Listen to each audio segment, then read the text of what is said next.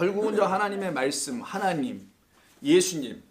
자, 예수님을 영접하게 하는 거였고, 그 다음에 이제 하나님 아버지를 영접하게 하는 거잖아요. 그러면 선지자 이름으로 선지자를 영접하는 거, 의인의 이름으로 의인을 영접하면 되겠어요? 이 목적은 다 여기로 가야 될 거 아니겠어요? 결국은. 그래서 예수 그리스도를 여기다 들어갈 수밖에 없게 된다는 걸 말하는 거예요. 그래서 너희가 선지자 대표를 쓴 것뿐이에요. 모든 선지자들이 이 한 선지자를 놓고 계속 구약성경 전체에서 선포하는 것이다. 의인 하나도 없지. 그러나 내가 너를 의인으로 인정해 주잖아요. 그래서 누구도 의인, 누구도 의인, 의인이 좀 있지 않습니까? 성경에. 그런 의인들의 이름으로 내가 뭔가를 알려주고 그 의인들의 이름으로 진짜 와야 할 의인 하나. 그를 영접하는데 그게 또 누구겠어요, 여러분? 성경에서는 우리 주님밖에 없단 말이에요. 그러니 당연히 여기는 누가 들어오겠습니까? 그렇게 되는 거예요. 그래서 여기서는 예수 그리스도를 말하는 겁니다. 너희 제자들이 나가서 복음을 전할 때 너희들이 해야 될 일은 바로 이런 일인데, 작은 자 중에 하나에게 차가운 냉수라고 하든 차가운 그릇이든 그걸 전해줘야 하는데, 그 전해주는 내용이 바로 나야라는 거죠. 요 하는 일이 나를 전하는 일이야. 그러면 그들이 나를 영접하게 되지. 그래야지 여러분 40절 41절이 또 42절까지가 일관되게 우리 주님이 설명하시려는 그 뜻대로 이해가 될 수 있을 겁니다. 그래서 이 말씀을 하신다는 걸 좀 알아두시고요. 이게 바로 제자들의 사명이라는 거예요. 자, 그럼 이때 한번 우리가 생각해야 될 게 뭐냐면, 여기 작은 자 있죠, 여러분. 작은 자가 뭐예요? 우리 교회 작은 분들 계시잖아요. 아니, 그런 키를 말하는 건가 이게? 아니, 그럼 뭘 말하는 거예요? 작은 자라고 표현되어 있어요. 나도 작습니다. 저도 작고 여러분들은 다 키가 거기서 도토리 키재기인데. 자, 이 작은 자가 도대체 뭘 의미할까? 마태복음 18장 한번 보세요. 이 말씀과 좀 유사한 부분이 18장에 한번 있는데, 같은 마태복음 18장 1절부터 6절을 한번 먼저 보겠습니다. 그때 제자들이 예수께 나와 이르되 천국에서는 누가 크니까? 우리 교회에서는 누가 크니까? 이건 세상에서 누가 큽니까? 예. 키를 놓고 만약 얘기한다면 누가 뒤에서 손을 번쩍 들어가고 깜짝 놀랐습니다. 환자인 줄 알았어요, 순간. 여기서 손 들면 안 되는데 갑자기 들어서 누구라고 차마 말씀을 드릴 수가 없는데 오해가 될까봐 아예 이름을 실명을 김모입니다. 다 아는데요, 그거는. 아니요, 우리 키 큰 분이 또 한 분 계시잖아요, 뒤에는. 자, 갑니다. 자, 작은 자 한번 볼까요? 천국에서 누가 더 크냐는 얘기를 지금 얘기해요. 자, 근데 이 장소가 어딥니까? 장소라 표현이 그렇고 상황은 천국이에요. 자, 천국에서의 크고 작음에 대한 이야기를 하시는 거란 말이에요. 묻는 거란 말이에요. 예수께서 한 어린아이를 불러 그 가운데 세우세요. 세상에서 가장 작은 아이는 어린아이겠죠. 자, 그를 갖다 놓고 이제 천국에서 가장 큰 사람이 누군지를 설명하시는 거예요. 이르시되 진실로 너희에게 이르노니 너희가 돌이켜 어린아이들과 같이 되지 아니하면 뭐겠어요? 여러분 답부터. 천국에서 큰 자가 아니고, 이런 말씀을 하시려고 하는 거겠죠. 어린아이 같이 되지 않으면 결단코 천국에 들어가지 못하는 거예요. 천국에서 큰 사람이 들어갈 테니까. 그러므로 누구든지 이 어린아이 같이 자기를 낮추는 사람이 또 천국에선 큰 사람이 되겠네요. 그래서 우리 주님의 말씀을 따라가 보자고요. 천국에서는 그래서 큰 자니라 라고 아예 뒤에 붙여주셨어요. 이게 답입니다. 어린아이와 같이 자기를 낮추는 자가 그 사람이 천국에서 큰 자다. 또 누구든지, 그럼 한번 여쭤볼게요. 어린아이들이 자기를 낮추던가요? 여러분의 집에 어린아이들이 낮추던가요? 머리 위로 올라오죠. 네. 절대로 자기들을 낮춘다는 어린이들은 저는 들어보지를 못했습니다. 겸손한 거야 어린아이들이요? 그렇지 않거든요. 아이들은 아이들 짓을 할 뿐이지 그게 무슨 겸손하고 자기를 낮추고 하는 게 아니잖아요. 그럼 여기서 이게 어린아이가 정말 어린아이들 대여섯 살, 일곱, 여덟 살, 10살 이런 어린아이들 말하는 걸까요? 그런 게 아니겠죠, 그러면은. 그러니까 여기서 어린아이는 어른을 다 말하는, 성인을 놓고 말하는데, 어린아이와 같은 성인, 어린아이와 같은 어른을 놓고 얘기하려고 하는 거겠죠. 그가 겸손을 알든 낮출 줄을 알든 고개도 숙일 줄 알든 그러는 거잖아요. 세상 살다 보면은 때로는 고개도 숙일 줄 알고 자기 성질도 꺾을 줄도 좀 알고 이런 게 있어야 되는 거잖아요. 그러니까 이게 어른을 놓고 얘기하는 건데 그 어른 어떤 어른이 자기를 낮추더라는 거예요. 그럼 그를 갖다 예수님은 누구라 부른다? 그게 어린 아이다. 근데 이걸 갖다 하늘에서는 큰 자다. 세상에서는 이를 성인 그런 어린 아이다라고 표현하는 거예요. 자, 그럼 좀 더 가볼게요. 근데 여기서 이제 5절 우리가 10장에서 지금 말씀하고 있는 단어가 튀어나옵니다. 또 누구든지 내 이름으로 지금 선지자의 이름, 의인의 이름 나왔었죠. 그게 바로 내 이름이야 라고 하시는 거겠죠. 내 이름으로 이런 어린아이 하나를 영접해. 자기가 낮아져 있는 어떤 존재들을 누군가가 영접을 해요. 내 이름으로 이런 어린아이를 영접하면, 보잘것없는 자 하나를 영접하면, 세상에서 머리 숙일 수 있는 사람은 보잘것없어 보이거든요. 대부분이. 물론 무지하게 많이 갖고 있는데 더 갖고 싶어서 숙이는 인간들도 있습니다. 그런 걸 말하는 거 아니에요. 여기 지금 본문은. 그런 사람도 있잖아요. 또 이렇게 아보여가지고 다 큰 거를 누려보려고. 그리고 지금 좀 많이들 들어가 계신 걸로 알고 있는데 이런 존재들을 말하는 건 아닌 거고, 여기서는 천국을 설명하는 과정에서의 어린아이니까 하나님 앞에서의 낮은 자들을 말하는 거죠. 이런 자들이, 자, 누구든지 내 이름은 이런 자들을 하나래. 여기서도 하나네요. 여기도 아까 작은 자들 중에 하나. 여기서도 하나. 예수님이 이렇게 하나에 집중을 하세요. 이렇게 보면 여러분 한 분 한 분에. 자, 그를 영접하면 곧 그것이 나를 영접하는 거. 자, 그러면 10장 42절에서 제자들에게 너희가 제자 이름으로 나가서 작은 자 중에 하나에게 냉수 한 그릇을 주는 것, 요것과 똑같은 내용이네요. 여기 보니까 그것이 여기서 뭐예요? 그 어린아이를 영접하는 것. 이게 그 작은 자 중에 하나에게 여기서는 영접하고 물 한 그릇을 주는 것, 똑같은 얘기를 좀 같이 하시는 거죠. 자, 그러면 그것은 곧 나를 영접하는 것이야. 그러니까 소외된 계층에 대한 이야기를 하는 게 아닙니다. 이걸 뭐 사회복음을 하시는 분들은 이게 뭐 소외된 계층, 낮은 자에 있는 어떤 그 후미진 곳에 사는 분들 이런 얘기를 하는데, 그거와 복음은 깊은 관계가 없어요, 여러분. 그러면 후미지지 않은 곳에 사는 인간들은 어떻게 할 거예요, 또? 그건 누구나 알 것 없는 걸 얘기하는 것이지 그런 사회복음을 얘기하는 게 아닙니다. 자, 그렇다면 이 본문을 좀 더 생각해 보죠. 6절 누구든지 나를 믿는 이 작은 자 중 하나를 실족하게 하면 차라리 연자 맷돌이 그 목에 달려서 깊은 바다에 빠뜨려지는 것이 나으니라. 이렇게 말씀하시네요. 여기까지만 일단 좀 보겠습니다. 자, 실족할 수 있는 자들, 실족하게 하는 자들. 자, 실족하게 하는 자는 이런 어린아이 같은 자를 영접하지 않는 자일 거 아니겠어요. 그러면요, 뭔가 이 천국에서의 기준에서 볼 때는 어린아이가 되어 있지 않은 자일 수 있겠네요. 그런 자들은 차라리 연자맷돌을 메고 깊은 바다에 들어가라는 어마어마한 말씀 좀 하신단 말이에요. 예수님 이렇게 무섭네요. 좀 이 말씀의 의미가 무엇인지를 설명하는 것을 한번 잠깐 좀 보겠습니다. 이 작은 자라는 개념, 도대체 이 작은 자라는 게 도대체 뭘 말씀하시려고 이 작은 자라는 개념이 나오는 거예요. 왜냐하면 6절에 좀 작은 자 나왔잖아요. 3절에서는 어린아이라고 되어 있지만 이 어린아이가 지금 작은 자로 바뀌었지 않습니까? 이게 본문에 오늘 42절과 똑같은 작은 자란 말이에요. 자, 이 작은 자는 도대체 어떤 자길래? 이 작은 자, 곧 어린아이와 같은 자, 그 자가 도대체 누구이길래 이런 자들을 영접하지 않고 이런 자들을 오히려 실족하게 만들면은, 이거 뭐 연자맷돌 뭔지 아시죠? 옛날에 소가 이렇게 돌렸던 거, 어마어마하게 큰 맷돌, 조그만 맷돌 말고, 그걸 목에다 매면 바다에 들어가지도 못해요. 여러분, 어떻게 들어 이거를 누가 어떻게 해야 되는가, 그거는 상상이 안 돼. 일단 연자맷돌부터 던지면 자동적으로 들어갈 것 같긴 한데 그걸 일단 들지도 못하죠. 목에 매다니면. 어쨌든 어마어마한 표현을 하셨는데, 이 작은 자가 도대체 성경은 어떤 의미를 갖고 있는지, 누군가 이들이 영접돼야 될 대상들이라는 거고요. 이들에게 지금 냉수 한 그릇 줘야 된다는 얘기인 거고요. 이들이 도대체 누구인가? 8장. 우리 주님이 이 작은 자에 대한 말씀을 하신 곳이 몇 군데 있습니다. 마태복음에서만 먼저 볼게요. 다른 데는 안 보고. 8장 26절을 보세요. 8장 26절에 보면 예수님께서 이 작은 자에 대한 이야기를 하십니다. 그 제자들이 25절부터 나와 깨우며 이르되 주여 구원하소서 우리가 죽겠나이다. 이게 좀 뭡니까 상황이? 죽을 지경에 뭔가 떨어져 있을 때예요. 파도가 친 거예요. 갈릴리에서 지금 배가 뒤집혀질 상황입니다.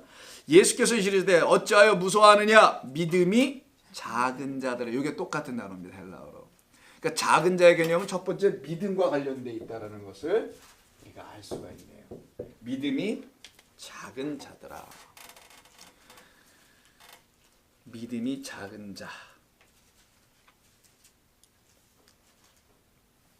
이 자들, 첫 번째 이 자들에게 우리 주님께서 바람과 바다를 꾸짖어 가지고 잠잠케 하는 것을 보게 해주시죠. 그래서 그들로 하여금 당신을 믿도록 자꾸만 하시는 이야기. 믿음 없는 자들에게 또 한 군데 볼게요. 14장 31절. 그래서도 또 있어요. 14장 31절. 예수께서 즉시 손을 내밀어 그를 붙잡으시며 이르시되 믿음이 작은 자야. 요것도 똑같은 물 속에서 이야기예요. 지금 이거는 예수님께서 물 위를 걸어가시는 거죠. 아까는 배미창에서 주무시는 얘기고 여기 물 위를 걸어가실 때 베드로가 지금 또 뛰어나왔잖아요. 물 위를 자기를 이제 걸어 보려고, 그러면 확인해 보려고 했던 거죠. 근데 이게 이제 물 속으로 빠져 들어갔을 때 믿음이 작은 자야 왜 의심하였느냐? 이가 바로 또 어린 아이라는 거예요. 성경에서는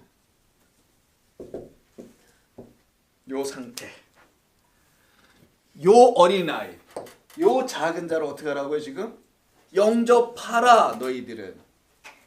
지금 이 말씀하는 거 18장에서. 그리고 예수님께서 제자들에게 제자 너 나가서 이 작은 자 중에 하나에게 냉수 한 그릇 줘라. 똑같은 얘기. 이들에게 뭘 주라는 거지 이런 자들을 어떻게 뭐 하라는 게 아니란 말이에요. 뭐 떨쳐버려라 믿음 없으니까 이런 얘기가 아니라 영접하라. 저런 자들 모아서 이런 얘기를 하는 거죠. 믿음 있다고 하는 자들은 내버려 두고 없다고 하는 자들 가서 챙겨라 이런 얘기 하는 거예요. 자, 한 군데 더 볼까요? 16장 8절. 예수께서 아시고 이르시되 믿음이 작은 자들아 어찌 떡이 없으므로 서로 의논하느냐? 5병이요 7병이요까지는 다 나온 상황인가? 끝난 다음에 이들이 지금 배를 타고 어디로 가야 하는데 가다 보니까 배에 떡을 안 갖고 왔어요. 깜빡 잊고 먹었던 시커 먹고 남은 그 부스러기 있었잖아요. 남은 조각들이 왜 안 갖고 온 거야? 이런 세상에 큰 낭패야. 뭐 서로 떡 갖고 또 난리를 핍니다. 막 난리를 필 때 뭐 떡을 갖고 난리를 가져왔냐고 할 때 떡이 없음으로 의논하느냐? 믿음이 작은 자들아 너희가 아직도 깨닫지 못하느냐? 그러면 믿음이 작은 자, 깨닫지 못하는 자 이렇게 연결되겠네요. 바로 이러한 자들을 영접하라. 하나님의 나라는 바로 이러한 자들의 것이다. 이러한 자들이 어떻게 됐을 때, 아까 18장 기억하세요? 낮아졌을 때에 그들이 하늘에서 큰 자 될 것이다. 이런 얘기예요. 뭐 이렇게 그냥 믿음이 없는 자 이걸로 끝나는 게 아니에요, 여러분. 믿음 없어 그래 좋아. 믿음 없는 사람 나와. 이런 얘기 아니라 믿음이 없는 자인데 그들을 데려다 놓고 그들의 하나님 말씀 좀 가르치겠죠. 그리고 그들이 알아가네요. 낮아져 버리네요. 이제 그렇게 바뀌어지는 것. 이게 바로 복음의 역사라는 겁니다. 그들에게 하나님의 나라가 주어지는 것을 말씀하는 거고 이걸 제자들에게 하라라고 냉수 한 그릇 주어라라는 것으로 설명. 냉수는 물이니까 참된 진리의 말씀 같은 것을 이제 상징할 수 있다고 볼 수 있겠죠. 그 뜨겁든지 차갑든지 하게 하는 그 생명을 전해 주어라. 너희는 바알이냐 아니면은 여호와 하나님이냐 둘 중에 하나 분명하게 정하라. 선택하게 하는 그런 말씀이죠. 한 군데 더 볼게요. 마태복음 9장을 한번 보세요. 이 작은 자가 하나 좀 더 나와요. 총 요 정도만 나옵니다. 더 이상은 없어요. 마태복음 9장 2절 중풍병자의 얘기 있어요. 침상에 놓은 중풍병자를 저 친구들이 데리고 들어오죠. 예수께서 그들의 믿음을 보시고 중풍병자에게 이르시되 작은 자야 안심하라. 내 죄사함을 받았느니라. 이 중풍병자는 또 작은 자네요. 친구들은 믿음 있는 자고. 그러니까 그 믿음 있는 친구들이 예수님에 대한 소문을 듣고 찾아온 거란 말이에요. 이 친구에게는 중풍병자에게는 믿음이 있는지 없는지 우리가 확인할 길이 없는데 키워드를 작은 자로 줬다라는 걸 통해서 우리가 이에게는 믿음이 없었다라는 것을 알게 해주고요. 그 믿음이 없으니 죄사함의 길이 무엇인지를 알 수가 없었겠죠. 그래서 그거부터 가르쳐 주시려고 처음부터 그냥 죄사함을 받았다는 이 말씀을 또 실수를 하셔가지고 또 어려움을 당하셨죠. 그래서도 어려움을 당하시게 됐는데 그런 상황입니다. 그러니까 작은 자에 대한 개념 이해하시겠죠? 그럼 자 10장을 다시 한번 가볼게요. 40절 또 누구든지 제자의 이름으로 이 작은 자 중에 하나 작은 자 중 하나에게 냉수 한 그릇이라도 주는 자는 그들을 영접하는 거죠. 떨쳐버리자는 거. 그러면 그들이 그 냉수를 통해서 시원하게 뭔가 깨달을 거 아니겠어요? 줬으니까 그것으로 그들은 예수 그리스도를 영접하게 될 것이다 라는 것을 전해주는 겁니다. 이렇게 하지 않으면 어떻게 한다고 해서 18장 다시 한번 보세요. 이거 안 하면은 이거 좀 약간 좀 썰렁한 쪽으로 한번 가볼게요. 연자맷돌 메고 들어가는 건 잠깐. 그렇게 좋으세요? 저 잠깐 좀 이따가 하고 연자맷돌 목에 어떻게 매야 될잖아요. 그것도 궁금해. 12절부터 한번 보세요. 너희 생각에는 어떠하냐? 만일 어떤 사람이 양 100마리가 있는데 그중 하필이면 또 여기도 하나야. 하나가 길을 잃었으면 그 99마리를 산에 두고 가서 길을 잃은 양을 찾지 않겠느냐? 당근 진실로 너에게 이르노니 만일 찾으면 길을 잃지 아니한 99마리보다 이것을 더 기뻐하리라. 이건 누가복음 15장에 있는 말씀이기도 하잖아요. 세 가지 비유 연속에서도 이와 같이 작은 자가 여기서도 나와요. 작은 자 중에 하나라도 잃는 것은 작은 자는 이미 잃어버린 자를 전제하고 있어요. 예수님께서. 그러니까 작은 자가 뭔지 아시겠죠? 키 작은 사람들이 아니에요. 그렇다고 키 큰 사람이 또 됐냐? 그것도 아닙니다. 그런 것이 아니었다는 걸 알게 돼요. 믿음과 관계가 있었구나. 그리고 중풍병과 관계가 있었구나. 중풍병은 마음은 원인데 육신이 안 움직여. 그래서 뭐 주일날이 안 나왔다든가 뭐 새벽기도를 못 왔다는 어떤 분들이 이렇게 생각하시는데 그런 게 아니고요. 이 마음과 몸이 안 움직이는 거예요. 분명히 내가 마음에서는 생각에서는 손을 움직여야 되는데 이게 안 움직이는 거를 스트로크라 하죠. 중풍병이라고 하지 않습니까? 그러니까 마음과 삶이 생각과 행동이 이 하나로 일치가 안 돼 있어. 바로 이게 또 믿음 없는 자의 모습이 아니겠어요? 이걸 갖다 성경 그냥 작은 자라고 성경에서 계속 말씀하더라는 거예요. 자, 조금 더 이들이 어떻게 되나? 이 작은 자들은 이미 잃어버린 자들이라는 거예요. 지금 잃어버린 자들은 작은 자가 됐네요. 이 작은 자 잃어버린 자들을 찾아 나가는 거. 그래서 그 하나라도 아까 하나였으니까 찾아내면 이게 아버지께서 기뻐하시고 이게 아버지의 또한 뜻이야. 이 아버지의 뜻을 위해서 파송설교 끝부분에 제자들 파송하는 말씀을 가르치는 끝부분 41, 2절에다가 놓으신 겁니다. 너희들이 이것을 향하는 게 아버지의 뜻이란다. 작은 자를 업신여기는 게 아니야. 믿음 없는 자들을 긍휼히 여기고 그들을 더욱더 위해서 사랑하고 기도하고 살피고 하십시오라고 말하는 겁니다. 우리 주님께서 하라고요. 자, 그때 12에서 14절 쭉 보니까요. 잃어버리라는 말이 나오죠. 이게 아폴룸이라는 단어인데 이 단어는 굉장히 마태복음에서 중요한 키워드이기도 해요. 그냥 잃어버렸다는 말이 아닙니다. 그래서 주님은 이미 이러한 제자들을 세상에 보내실 때 다음의 곳으로 가라고 이미 말씀하신 데가 있어요. 이 파송설교 10장을 다시 한번 가보세요. 18장은 이제 이해하셨으니까 연자맷돌은 좀 이따 보고 자 이미 이 잃어버린 자들을 향해서 말씀하시는 거잖아요. 18장에서도요. 그 하나 잃어버린 자 중에 하나 그걸 설명하기 위해서 양 100마리를 놓고 99마리 오케이. 그러나 그 하나 아유 하나 뭐 괜찮아 뭐 어때 이게 아니란다. 끝까지 하나를 챙기란 얘기예요. 우리 주님께서 그 하나를 위해서 또 오셨다는 말이죠. 그래서 이 잃어버린 자들을 향한 우리 주님의 말씀은 이 파송설교 때 이미 나와 있었어요. 사실은요. 기억나십니까 여러분? 자 10장에 보시면 6절을 보세요. 6절 오히려 자 5절부터 보는 게 낫겠네요. 예수께서 12를 내보내시며 명하여 이르시되 이방인의 길로도 가지 말고 사마리아인의 고을에도 들어가지 말고 오직 이스라엘 집에 잃어버린 양에게로 가라. 이 성전에 다 있다라는 거예요. 이스라엘 집. 그 성전에 잃은 양이 우글우글거리더라. 거기 다 모여있으니 내가 알려주니 거길로 가라. 다 되었다 함도 아닌데도 불구하고 뭔가로 다 되었다고 되어 있는 그들에게로 가라라는 얘기예요. 그래서 잃어버린 양은 다른 데 있지 않다. 바로 성전 안에 가득 있다는 게 이스라엘의 집이에요. 거길로 지금 가라고 명을 하셨잖아요. 그게 바로 18장에서 100마리를 놓고 양 100마리를 놓고 설명하신 거란 말이에요. 바로 거기에 잃어버린 존재들이 가득 있는 거. 그래서 주님께서는 이 잃어버린 자들, 이 작은 자들,